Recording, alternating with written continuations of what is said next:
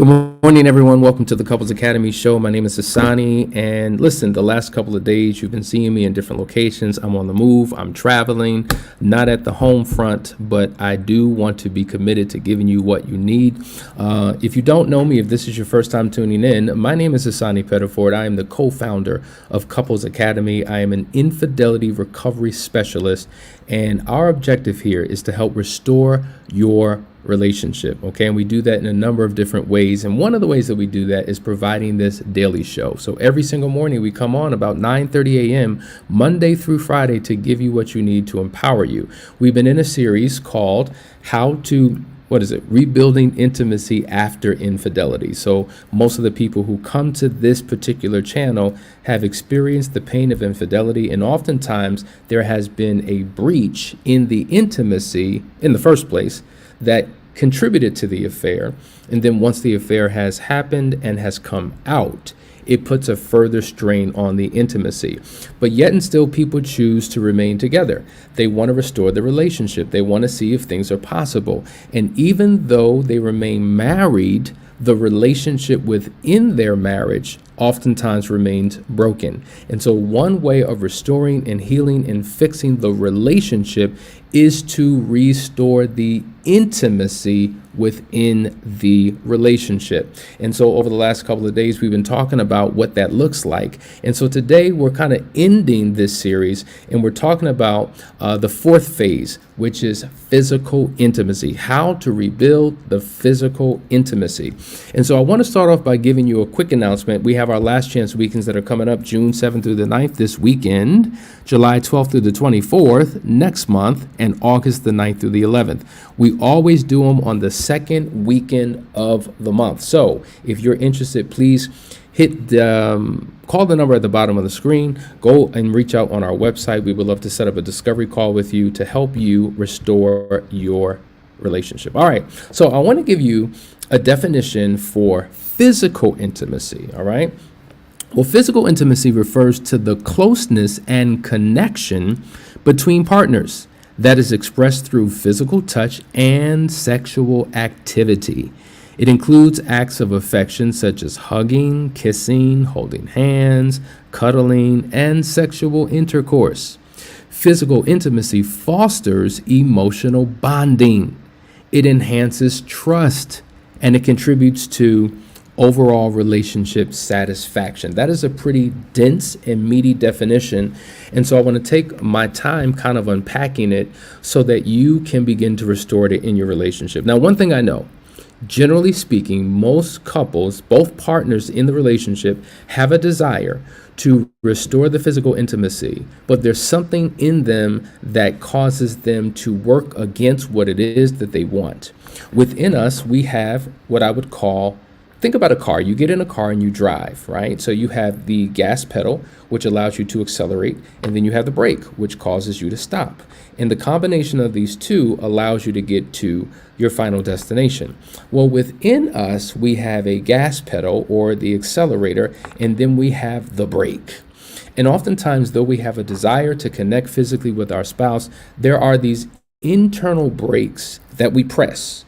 Either we are pushing the brakes on things, or our spouse may do something that triggers us, that causes us to push the brakes on things. And the physical intimacy that we desire, we do not engage in. And so it's critically important that we identify what these internal things are that are getting in the way and begin to release it. So it's not just, so physical intimacy is not just the relationship between you and your spouse. It's dealing with the relationship with yourself, because we are the lowest common denominator in every relationship we enter into. So if I have fears, if I have phobias, if I have anxieties, if I have trepidation, if I have any type of internal resistance or an aversion to physical intimacy, it will show up in my relationship. So either A, I brought it in from a previous relationship or from childhood, and there's certain places that I haven't healed in my personal life, or things happen within the relationship that created this angst that I now have that makes it a struggle to physically connect, or it's a combination of the two. And it's important that we learn not to commingle relationship issues with past traumas and past issues, because now we will hold our spouse hostage to something that they had nothing to do with. And then we project responsibility on them for things that they had nothing to do with. And so it is now our responsibility to deal with our own selves as well as dealing with each other. I say this all the time. There's three relationships you have: your vertical relationship with God, your internal relationship with yourself, and your horizontal relationship with your spouse. And the horizontal relationship, the health of it, is predicated upon this internal and vertical relationship. So when this is managed, when this is in proper order, this accelerates. Does that make sense? So maybe it's not you, it's me. Maybe there's some things I need to do with myself, for myself, by myself, so that I can be all that I need to be for you. That's the key. So I want to start off by giving you some things that you need to do with, for, and by yourself. And then we're going to transition into what you need to do with your spouse. So number one, how to restore physical intimacy. Number one, we're going to talk about self-care. Self-care is critically important, folks. Self-care is when you take the time to maintain your personal health and hygiene. At the end of the day, your physical health impacts your sexual health. So if you're not showing up sexually the way that you want, it may be an indication that there's something going on in your general physical health. We know that sickness and disease and physical ailments impact sexuality. We know that diet impacts sexuality. We know that habits and vices, whether we're drinking or smoking or doing drugs or whatever the case may be, it impacts your sexuality. So you want to do your best to be your best and to maintain your overall general health so that you can show up physically for your spouse the way that you would like to. But in addition to that, I can't express enough hygiene. Now, when we're working with our couples, whether it's a private marriage intensive, a last chance weekend, or the Moving Forward program, we talk about certain emotional needs that we have. And one of those is the need for an attractive spouse. And one of the aspects that we deal with regarding that is this whole issue of hygiene.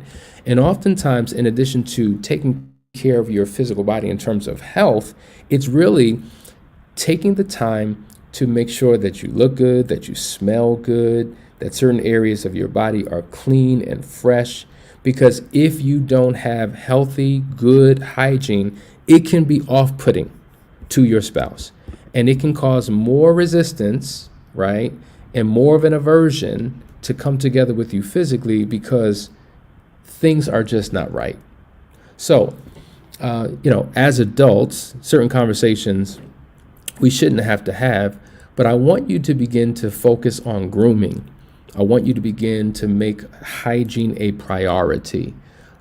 So, no need for me to go into details. I think you know what that means. But in essence, feeling good about yourself physically in terms of your hygiene, it can increase your confidence, and it makes a person more receptive to physical intimacy. See, interestingly enough, if I don't feel good about me, if I don't think that I'm attractive, if I'm not comfortable in my own skin, if I have poor body issues, it impacts my willingness to bear all and to be open and free and vulnerable with my spouse.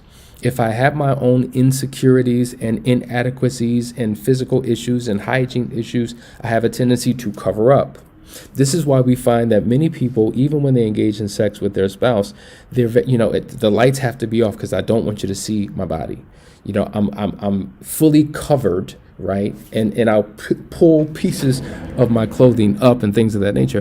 But I don't allow myself to be fully free because I'm not comfortable with myself. So now I'm punishing my partner and keeping my partner from experiencing all of me because I am not comfortable with myself. So your level of self-confidence, critically important, and that comes through self-care.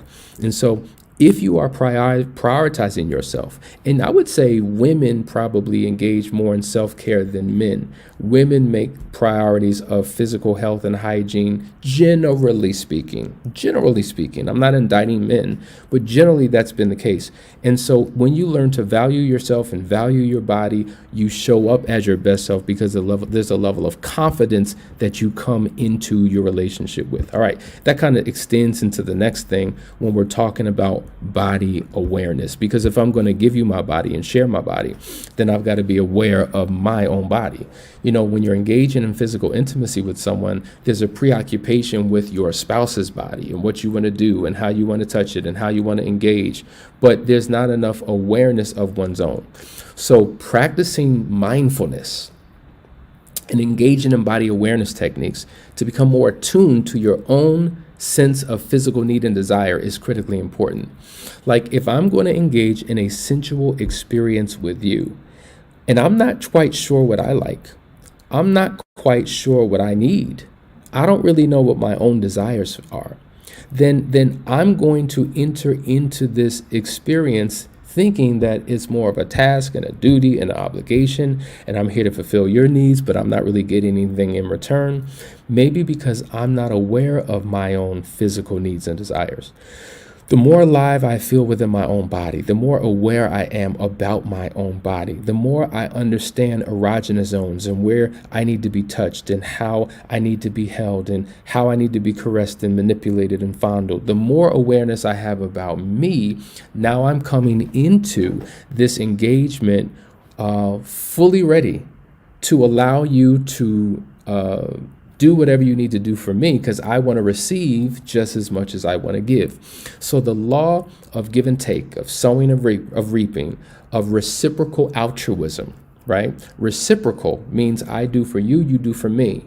Altruism means to do good things. So if we're doing good things for each other, and I love it when you touch me here, and please touch me there, and I love it when you do that, me bringing that level of awareness to the experience allows me to get more out of it. It allows me to have more of a desire for it, and it allows me to increase the frequency of it because I know what I want for my own self. Does that make sense?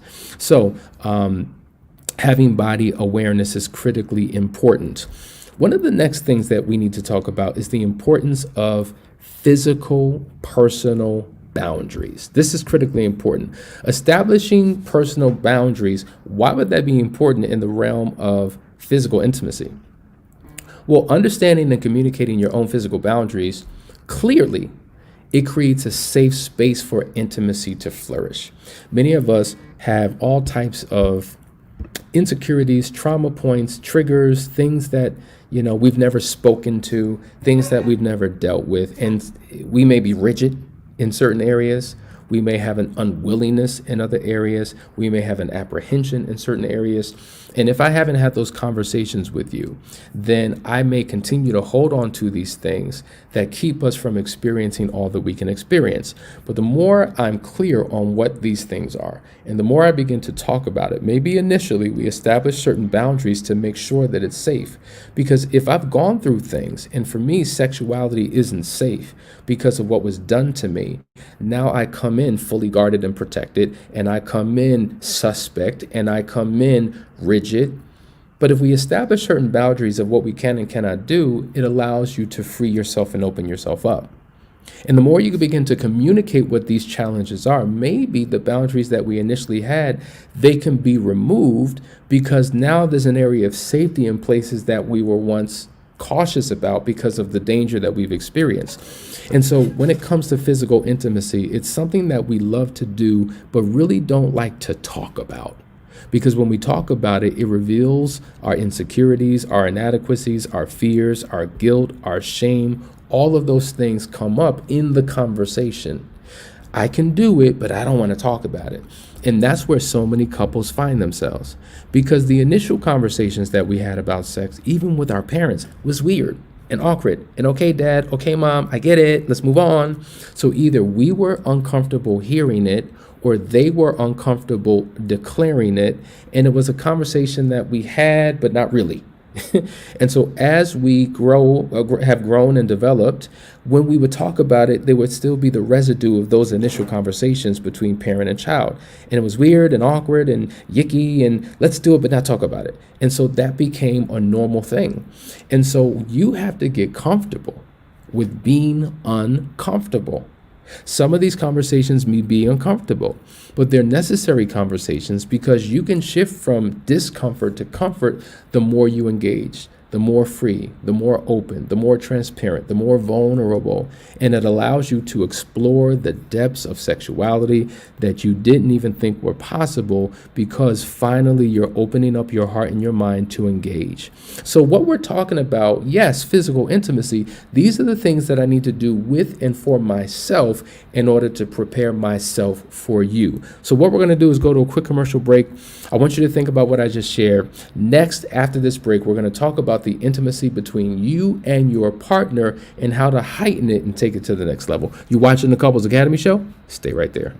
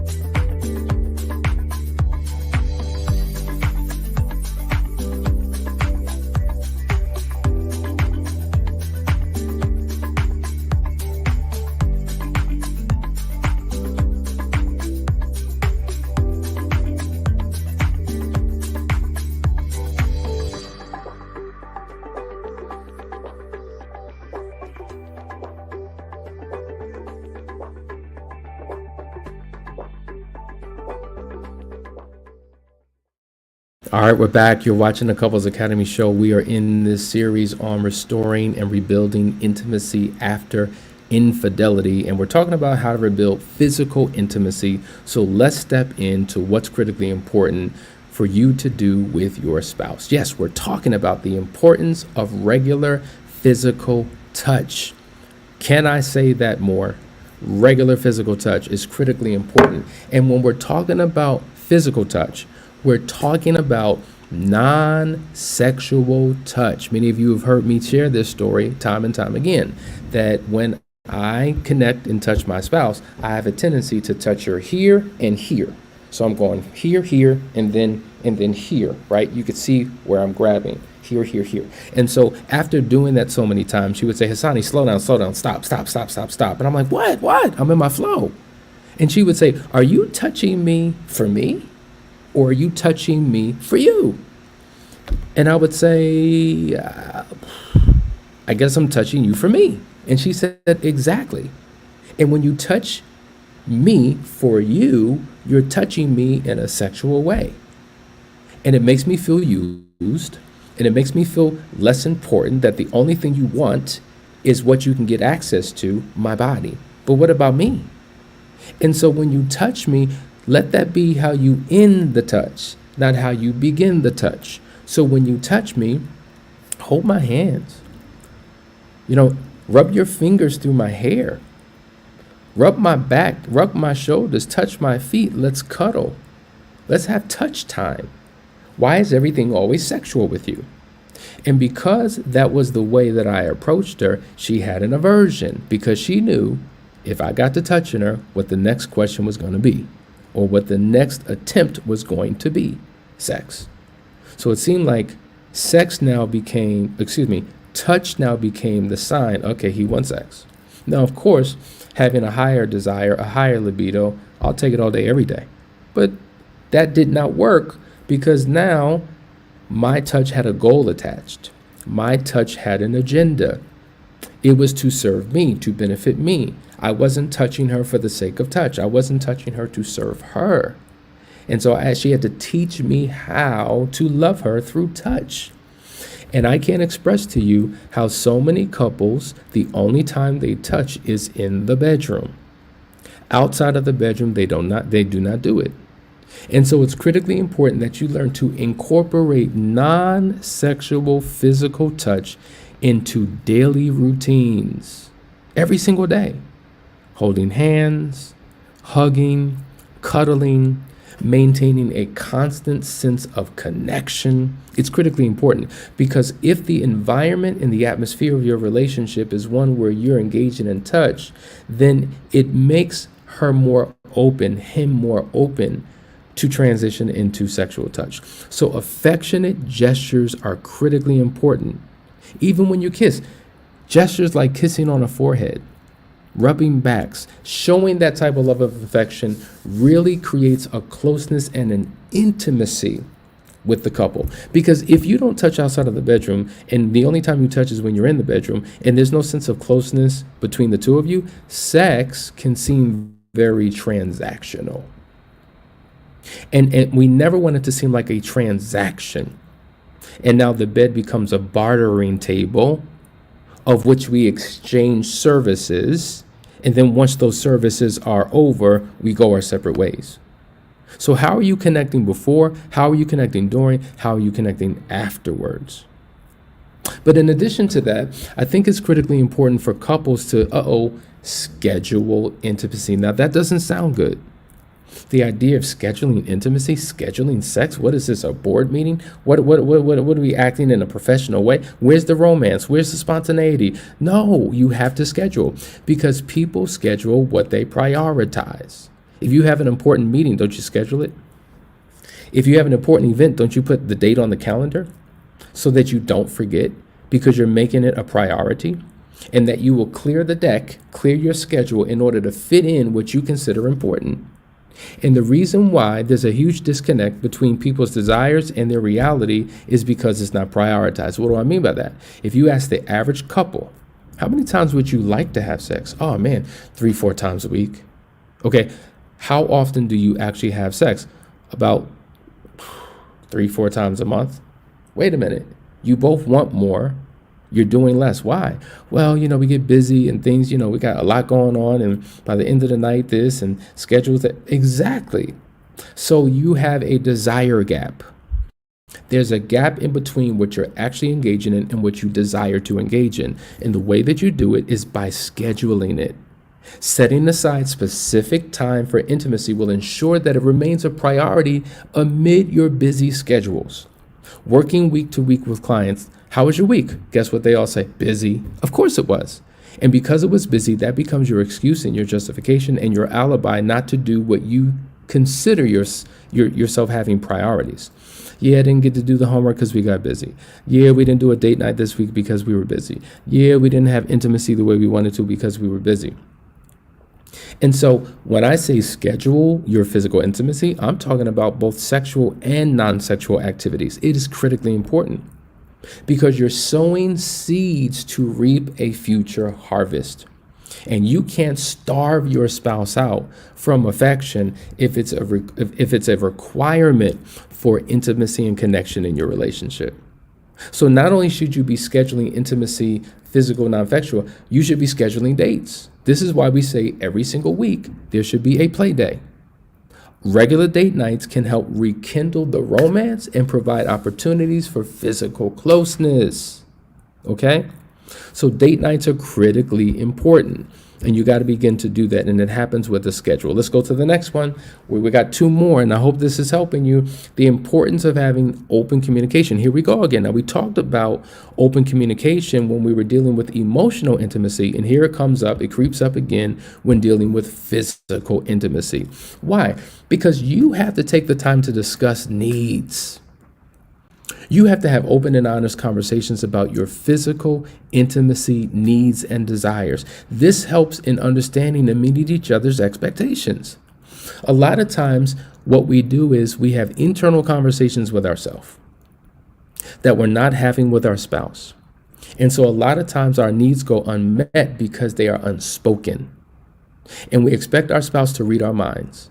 And we get caught up in our head or caught up in our feelings and feel some type of way because things aren't happening the way that we want them to happen, to the degree that we want them to happen. And we internalize and we don't talk. And so we wind up having conversations with ourselves. We wind up getting on the phone with our friends and family and complaining about what's not happening, but we're not having the conversation with our spouse. And the more you begin to talk about it and the more you begin to clarify, the more things actually get done. So expressing openly your feelings and your thoughts around physical intimacy is critically important, right? It allows you to openly address any insecurities, any concerns, any struggles. Listen, sometimes these are conversations that we don't want to have. But even in the midst of the conflict, see, I say that sometimes a crisis can be a gift because it wasn't a comfortable conversation. It seemed like it went all over the place. But in this conversation, it forced issues out that were buried within. And now that it's out, now we are robbed of an excuse that we don't know. And now we have to take the responsibility of dealing with it. And I've seen difficult conversations have tremendous outcomes. And so if physical intimacy is important to you, you have to create the time to talk about it. Hope that makes sense. Then we have experiment and playfulness. Critically important. We're talking about physical intimacy. You've got to experiment and you've got to engage in playfulness. You got to try new things. Like at the end of the day, monogamy leads to monotony because we get caught up in patterns. We get caught up in doing things the same way every single time. So there's predictability and things get stale and boring. But being open to trying new things in your physical relationship, whether it's new activities, whether it's new positions, whether it's a new setting, this can bring about excitement and novelty. Remember, when dealing with infidelity, most people, when they engage in a betrayal, are in search of something new and different. And because they're getting the same within their marriage, unfortunately, they seek out something new and different from someone new and different. But if you're intentional to bring new and different into your marriage, you can have new and different with the same spouse, the one that you are in a covenant relationship with. And so to know that there's something to look forward to, there's something new, there's something fresh, there's something exciting. Oh my God, we're going to do this tonight. Oh my God, I was surprised by that. That's what keeps it passionate. That's what keeps it, you know what I'm saying? The thrill, the excitement, the allure, the intrigue. That's what you're looking for. And so maintaining a level of playfulness, meaning keep a sense of playfulness and fun in your physical interactions, like tickle each other, wrestle with each other. Being lighthearted can reduce pressure and it can increase your enjoyment. If everything is seen as an obligation, a duty, a task, I have to perform, if it takes the fun away, who wants to do it? It's not fun. And bringing that fun element back into your relationship, which you had from the very beginning, is critically important. These are the things that we need to do to begin to rebuild the physical intimacy. And when we do things, I'm telling you, it makes a significant difference. Hope this was helpful.